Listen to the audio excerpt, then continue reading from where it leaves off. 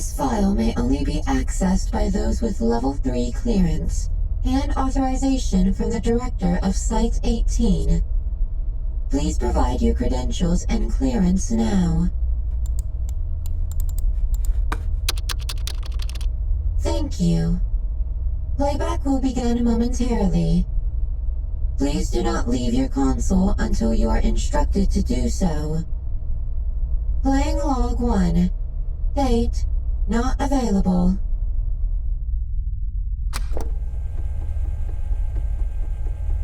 Okay. It looks to be recording. Hold on. Are we picking up all right on your end?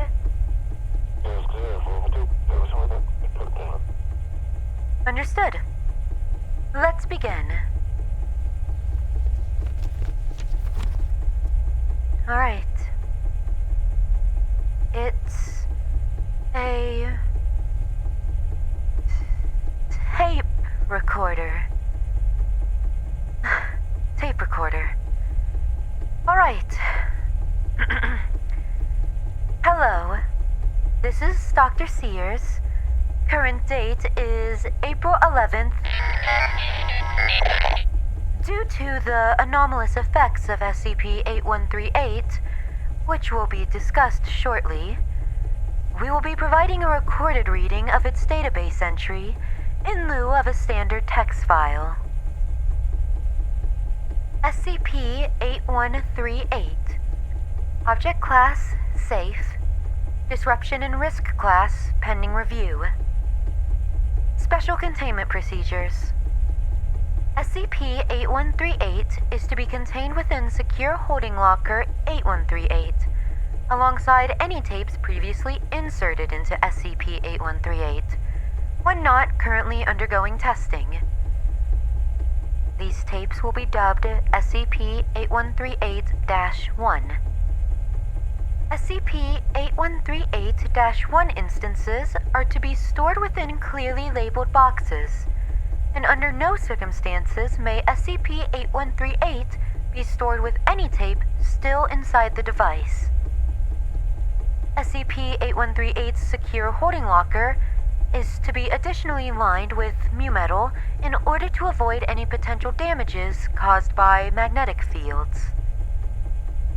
Testing utilizing SCP-8138 should only be done with express approval from an authorized researcher with Level 4 clearance or above. Recording using SCP-8138 should only be done in a sound-isolated chamber, and only one individual may be allowed to record into SCP-8138 during a single session. Upon the conclusion of testing, all SCP-8138-1 instances are to be confiscated for digital archiving before being returned to storage. Digital recordings of SCP-8138-1 will be stored alongside SCP-8138's database entry in lieu of a traditional text-based file. Well, shit, I guess that part's kind of redundant. My bad. Moving on. Description. SCP-8138 is a... Hold on one moment.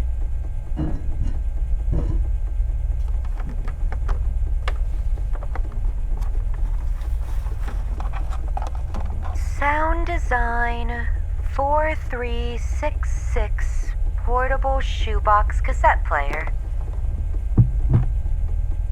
The device outwardly appears in good condition, with the exception of errant scratches on the body of the device.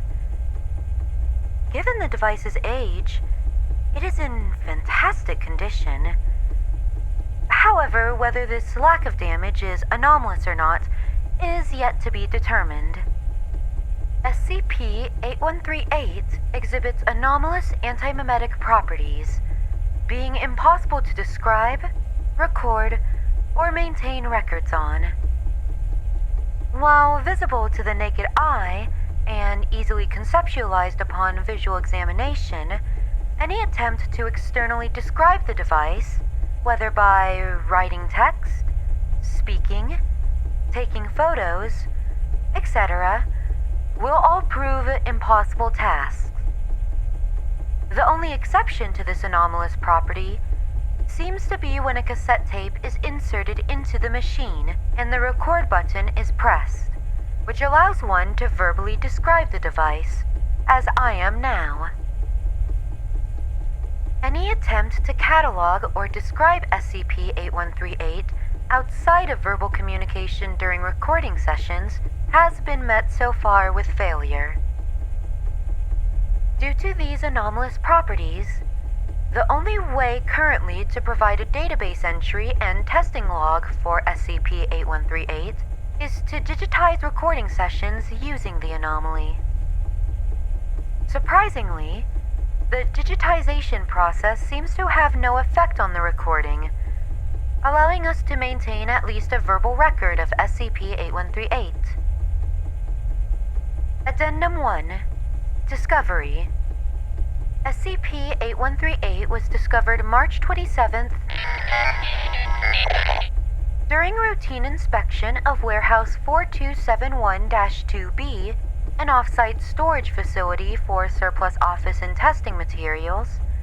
SCP-8138 was found to be unlisted on any cargo manifest. Upon attempting to amend this error, the anomalous properties of SCP-8138 were thusly discovered, leading to its requisition and transferred to its current containment site. As to date, no record of when it appeared or came to our possession has been found, and an investigation is currently underway to determine how the anomaly came into our custody. And that should be the end of the formal documentation I needed to provide. As of the current date, no testing has been conducted beyond, well, this session, I guess, counts. Over the next few weeks, I have been tasked with overseeing testing for SCP-8138, which will be, of course, recorded using the anomaly and additionally added to this file. And that's all to report for now. Until then. End of log.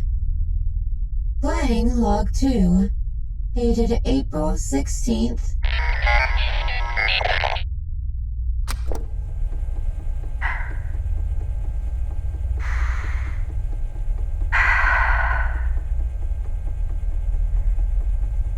This is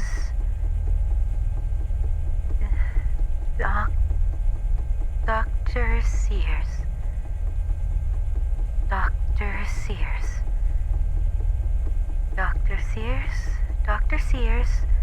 Dr. Sears. This tape will act as an addendum to the previous recorded description of the SCP.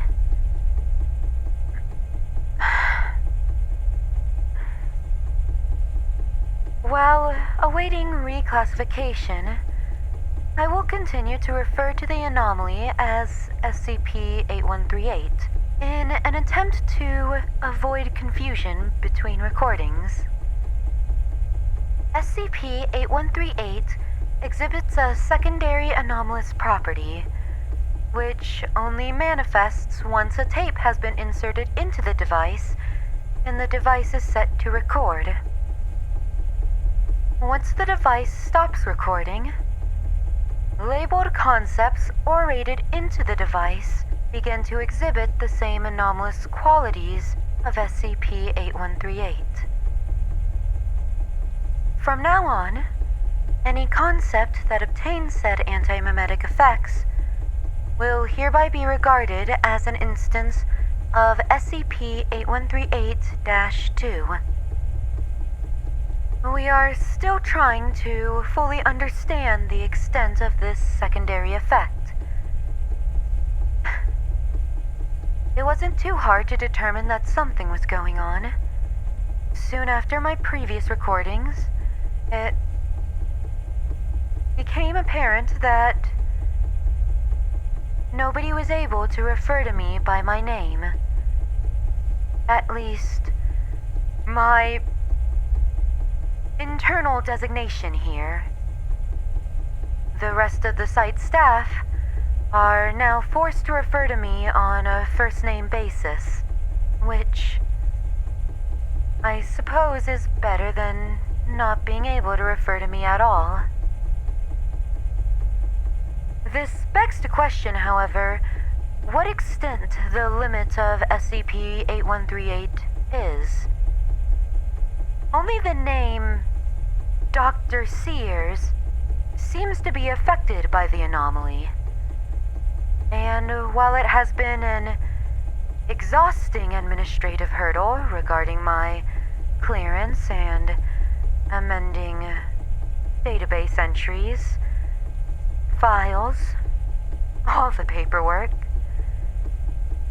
it has been interesting to see how SCP-8138 interacts with things on a conceptual level. For instance, last recording I mentioned offhand warehouse. I don't know. I remember hearing the name just a second ago, but it's so unspecific, it's still hard to remember, anomaly or not. Luckily, we were able to track down the warehouse through recorded GPS data collected from various staff. And everything from said warehouse has been, luckily, moved. But the location itself is practically useless now. Without the ability to reference it in any way, it's been effectively removed from any official database. Just like my name. It is interesting to note that even documentation previously referring to SCP-8138-2 instances seems to be retroactively affected by the anomalous properties as well. We will likely need to go further into testing to understand the exact limits of what SCP-8138 can and cannot influence. If one thing is for sure, reclassification of SCP-8138 will need to be done sooner than later.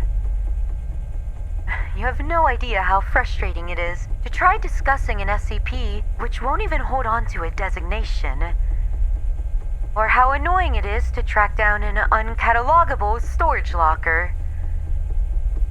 Our bread and butter here is our ability to record and maintain careful records, which makes even discussing this thing an ordeal within itself.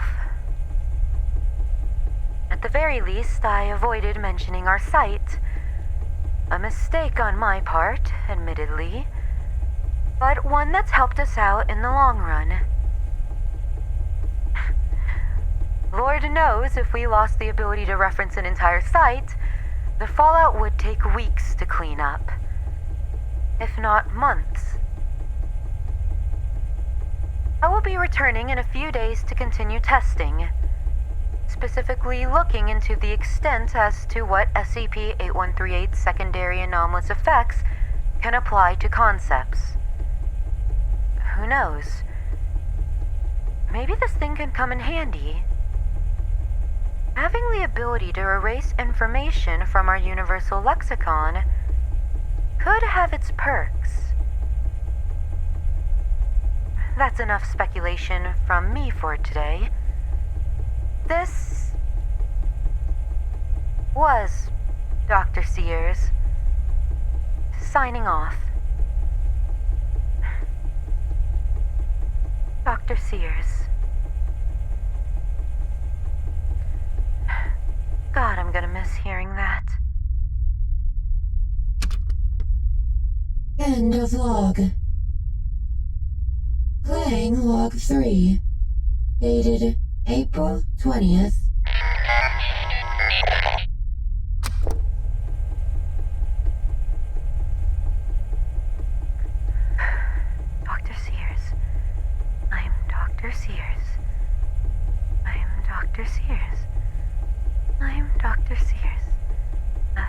Foundation researcher. I'm Dr. Sears, Foundation researcher. I belong here. I belong here.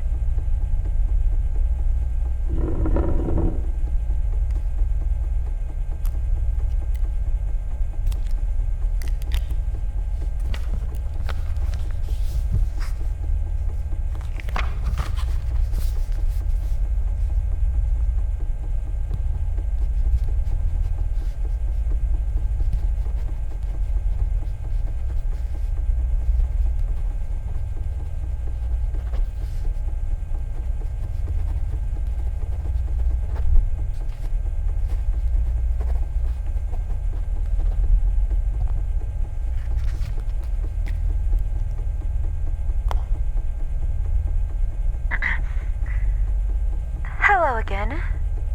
This is Dr. Sears, and this will be testing log. Sorry, forget I said that.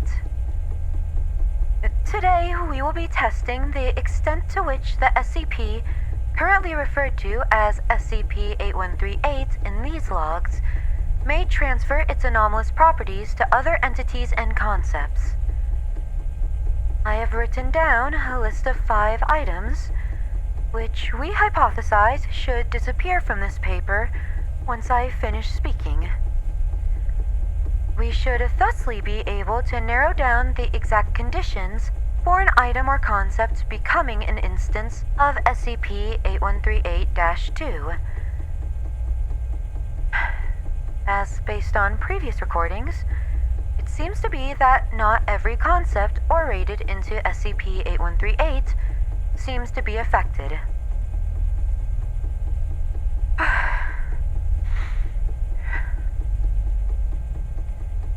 With that out of the way, let's begin.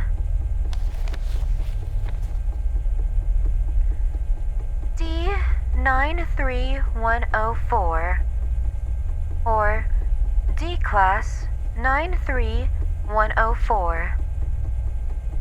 Splinters. Hour lies in spring. Red number 80100E, or hex decimal code number 80100E. Pyrophytes sphagnum, or peat moss. That's all for now. I will provide a description and analysis of the results tomorrow. This was Dr. Sears. Signing off. End of log. Playback log 4. Date not found.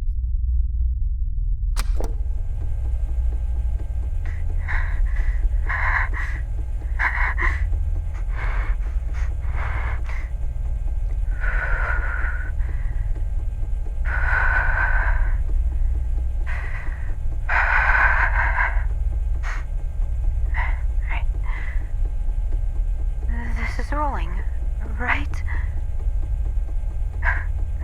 I'm not leaving until I talk into this thing. God. How am I supposed to even focus after hearing something like that? Just give me a second. I have to gather my thoughts.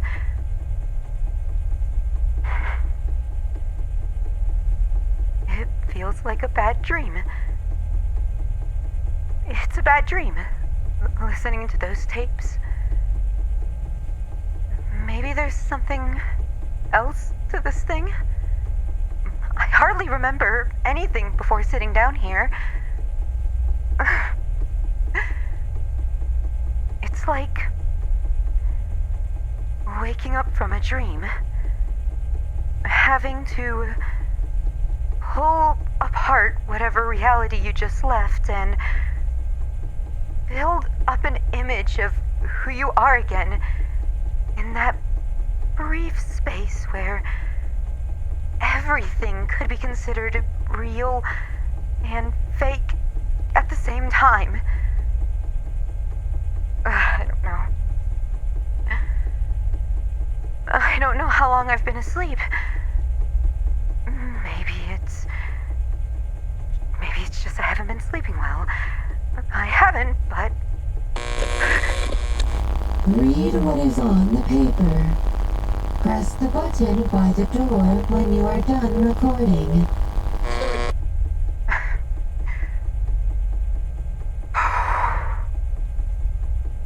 Right. I have a job to do. I'm a doctor. A researcher. This is important.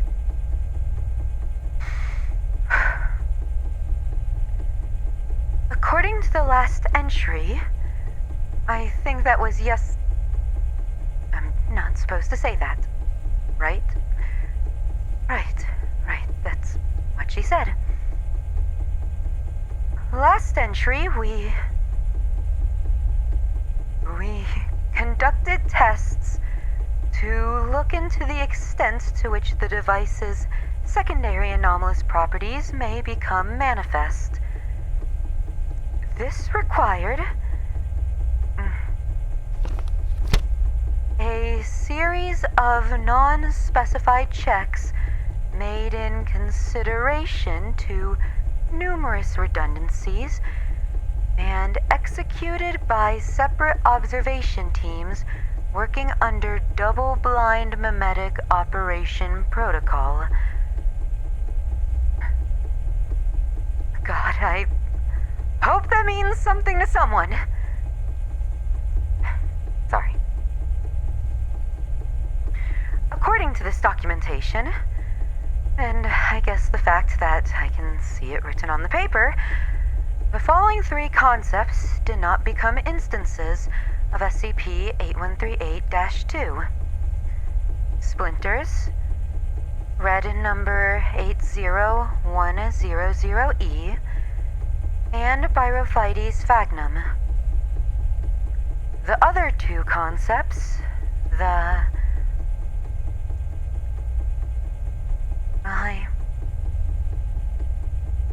I know I just heard them. I listened to the tape, but I don't know if it's anomalous or not. There was a person. I think that meant something here says that an unauthorized personnel was discovered within one of our cell blocks, and that this was flagged by a redundancy protocol as directly relevant. It says they were terminated. That would be relevant to the test. Terminated by our security personnel, that is. Not the anomaly. I assume something happened. Their role, perhaps, was conceptually erased? Or simply made indescribable? There's no good way to describe something like this, is there? Still feel sorry for whoever the guy was. But I guess this is supposed to be normal around here? I don't know.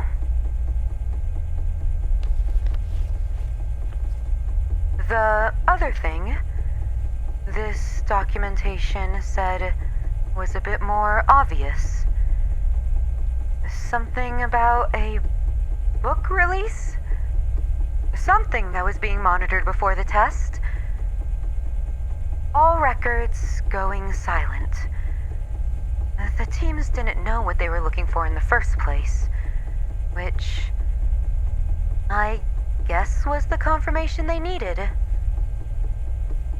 even when looking at whatever book was erased, the physical copy, any attempt to read it just proved impossible. Even the name was inscrutable. Like, the physical text existed, but any information it might have once held just leaked out in one go. Some amnestics had to be ordered and used on various individuals close to the publication. And according to this, it seems like cleanup was a lot more difficult than expected. Parsing what we lose from this thing has been met with great difficulty. See, we have to pinpoint the outline of what we expect shouldn't be there. And even then, we can only speculate on what we lost through extremely careful preparation beforehand.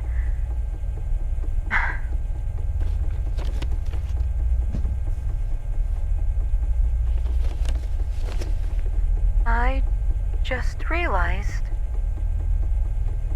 I don't know who wrote this. Did I write this?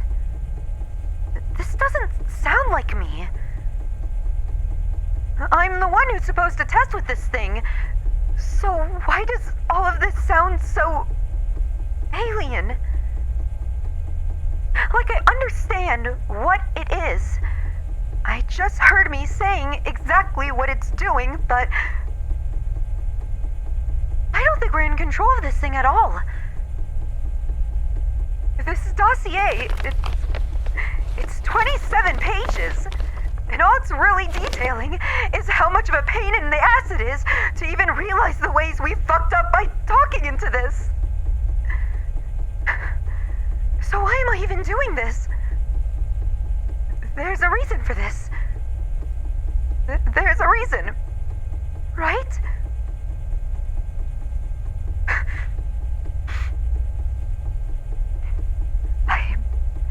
I should get back on track. Sorry. Right. Yes. I'm a doctor.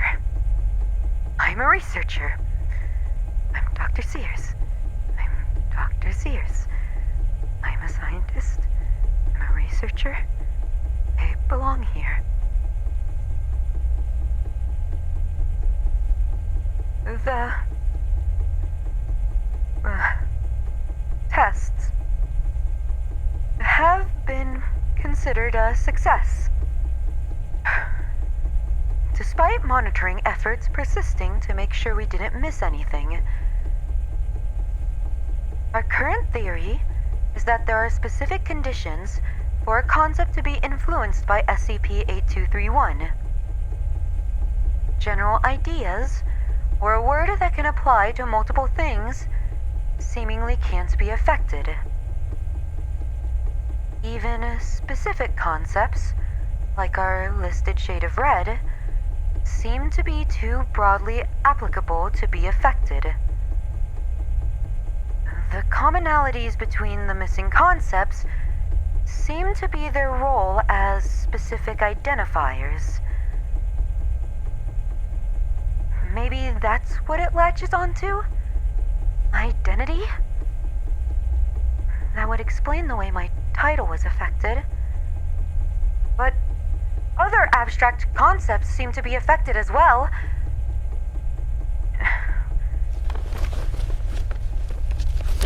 We have yet to fully determine how SCP-8231 distinguishes between vague and specific conceptual entities, though our working theory is that it has to do with the orator's mental image, their reference point for what they are describing. Something like that. Something like that. I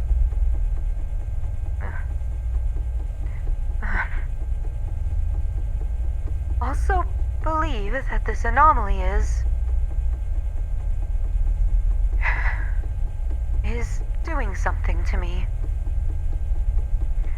I'm only only really piecing together this now, so going off script. Listening to these tapes, I don't remember half the things I said. I don't recognize the person saying them. It's like I know this woman's voice. I understand she should be me, is me, but it feels like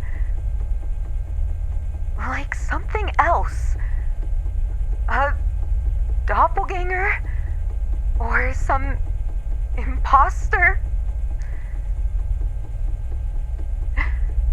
And perhaps that would actually make me the fake, given how it's supposed to work.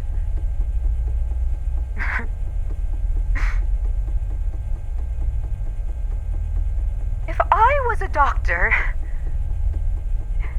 how are we letting this happen? I don't remember being a doctor. I don't remember coming here. I wake up at my desk. In my office. There's a nameplate on my desk.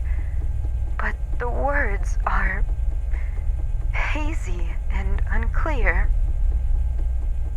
A man comes in.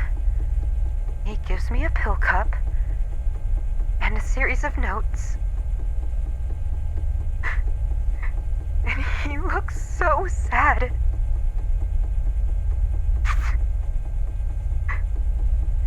He tries to say some things. I nod along. I don't know if I understand what he's talking about.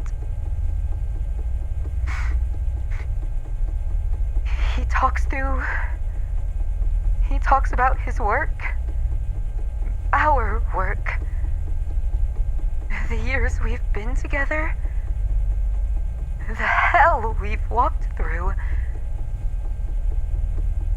He tells me I'm a survivor, but his eyes are so distant. Sympathetic, caring,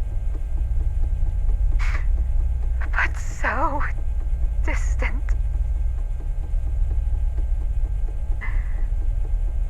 I think I know my time is up.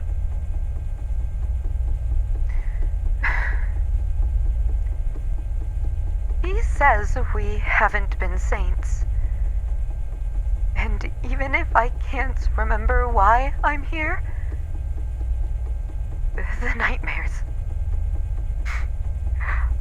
I can understand those. Those really aren't just fabrications of my psyche, are they? Whoever Dr. Sears was, she was not a good person. But he says what we do is for the greater good. What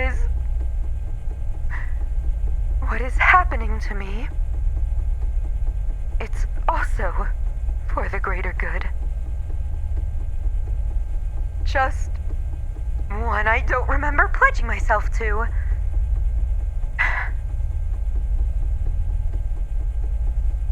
Maybe that's part of this thing. Why else would everyone else know who I am but me? It has to be making me forget. It has to. I'm scared to stop recording.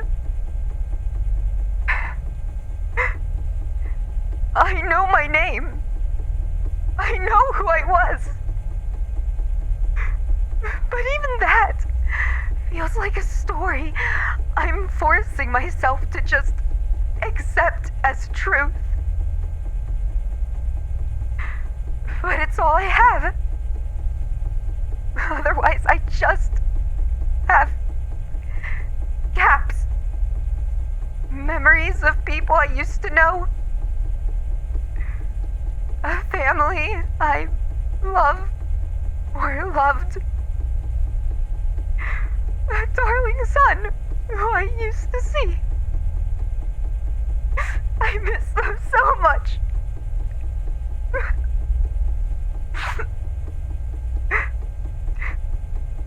When I wake up amongst the sea of white and black filling my old namesake's desk, I can at least see his face smiling back to me from that photo. It's the only thing that feels real anymore. But even then, if I had all that, how did I even end up here? Who would choose this? I don't know what Dr. Sears wanted.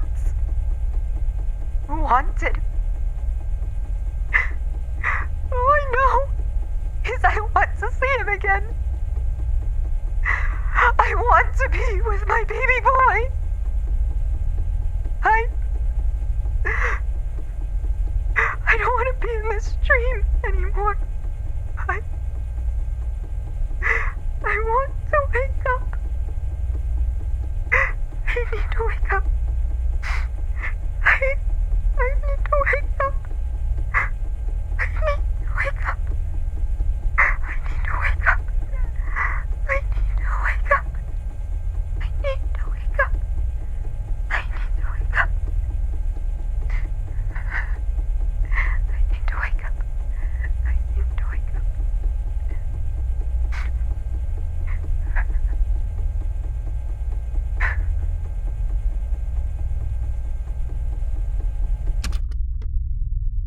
End of log.